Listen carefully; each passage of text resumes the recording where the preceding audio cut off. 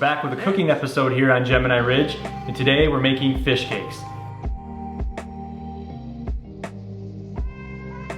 Now I know what you're saying, Jesse, fish cakes? That sounds disgusting.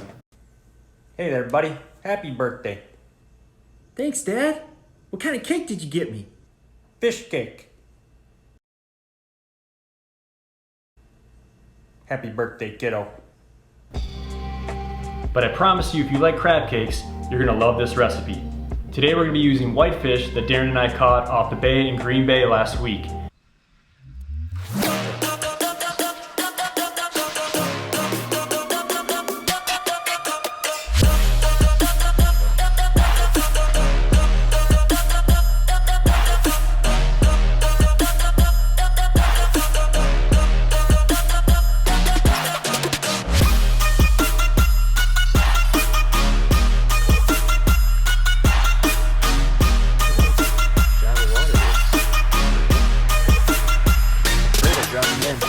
Face only a mother could love. Now whitefish can be a little bit tedious to clean, but I promise you, if you learn how to do it and you do it right, you're gonna get a lot of meat off of this fish. Now you can use any type of fish for this. In the past, I've used walleye quite a bit for this recipe. You can use perch, you can use crappie, you can use northern, pretty much any type of fish that you have in your freezer. Now, the ingredients that you see here is pretty much everything you need, and I will bet that this is probably already in your kitchen at home. So the first thing you're gonna need is the whitefish, the star of the show. About a pound of whitefish will do just fine for this recipe. You're also going to need about a 1/4 cup of melted butter, 2 to 3 chopped green onions, a 1/4 cup of chopped red bell pepper, a 1/4 cup of mayonnaise, 1 egg, a 1/2 cup of seasoned breadcrumbs, a pinch of Old Bay seasoning, a tablespoon of Dijon mustard, 1/2 tablespoon of minced garlic, Lawry seasoned salt, salt and pepper, and a 1/4 cup of breadcrumbs to roll the cakes in.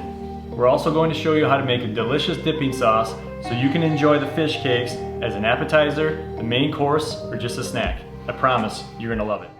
So essentially, you're taking everything from the ingredients list and piling it into a bowl to make the fish cakes. The first thing that we're gonna do is take the whitefish out, pad dry it, and cut it up into small pieces. So you can see when you're done cleaning a whitefish, it's got a ton of white meat on it. We've got about a pound of whitefish here, and all we're gonna do is chop this up into small pieces before we put it into our bowl. Now usually when you clean a whitefish fillet, after you clean it off the skin, you're going to have a reddish meat, and it's pretty much the fat of the fish on the fillet. You really want to take that off, otherwise it's going to make for a really fishy taste. So let's get to it. We'll cut up these whitefish, small pieces, and then drop them into the bowl.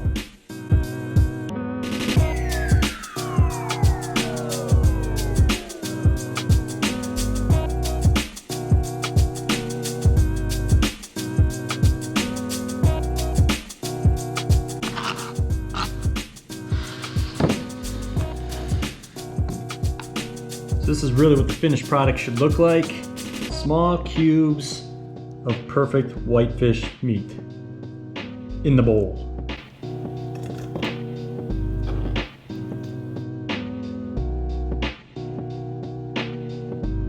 So now we're going to chop up the red bell pepper and the green onion to put in the bowl.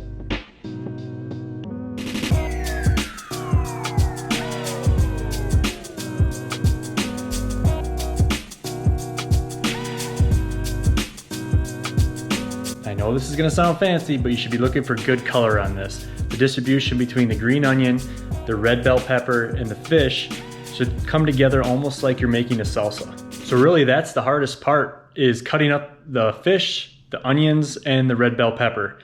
Now let's get the rest of the ingredients in the bowl and we'll show you how to pad out the fish cakes.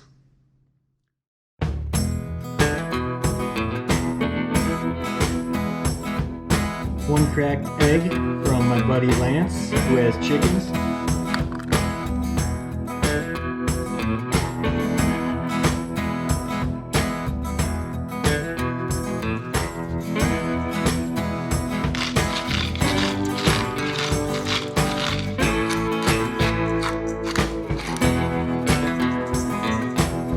now we're going to add the ½ cup of breadcrumbs. Now I tell you, there's a little bit of a guessing game with this. Start with a ½ cup, but add as you need. You want the cake to have some type of consistency so you can pat it out and almost spread it like a hamburger patty. See if I can mix this up with one hand. I should use a spoon first.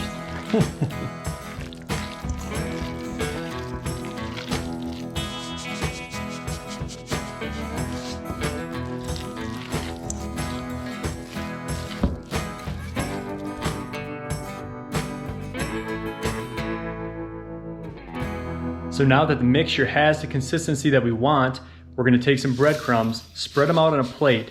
We're gonna first start by forming the patties into a ball shape. We're gonna roll them in the breadcrumbs before we flatten them out. Somewhere between golf ball and baseball. Really make them how big you want to. You're gonna roll them into a ball first, and then you roll them in the breadcrumbs that you put out on the plate. And once you've got the breadcrumbs on, you just want to flatten it out. And you want to try to make this as even as possible so they cook evenly throughout.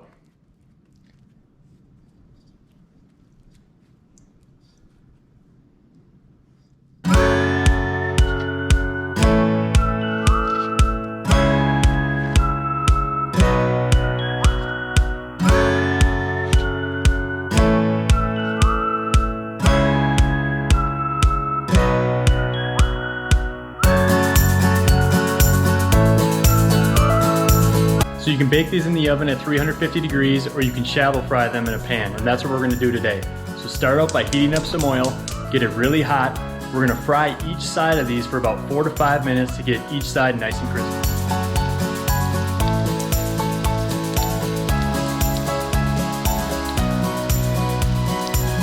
So you're going to pan fry these for about 4 to 5 minutes until you get a golden brown crust.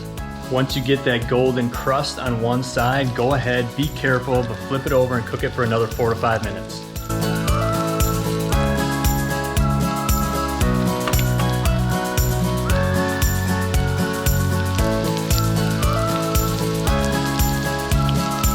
So while the fish cakes are cooking on the frying pan, we're gonna go ahead and whip up the dipping sauce.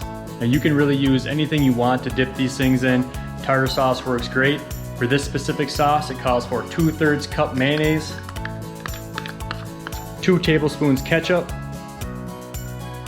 2 tablespoons capers that are chopped, 2 tablespoons sweet pickle relish, 4 teaspoons Dijon mustard, juice of a half lemon, and then salt and pepper to taste.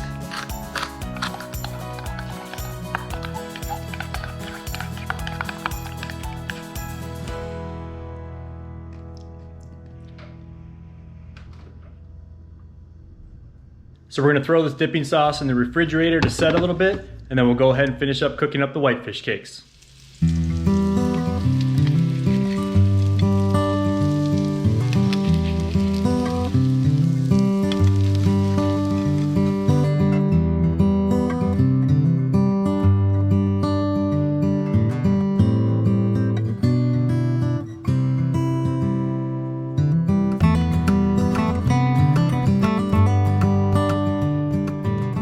So there it is, our take on crab cakes, but using whitefish. Like I said before, it's a horrible name, fish cake, but it tastes delicious. So remember, if you guys like this and you want to see more, check out our other videos. We've got a ton of deer hunting, turkey hunting, and of course, cooking. If you like it, give us a thumbs up. If you really like it, subscribe.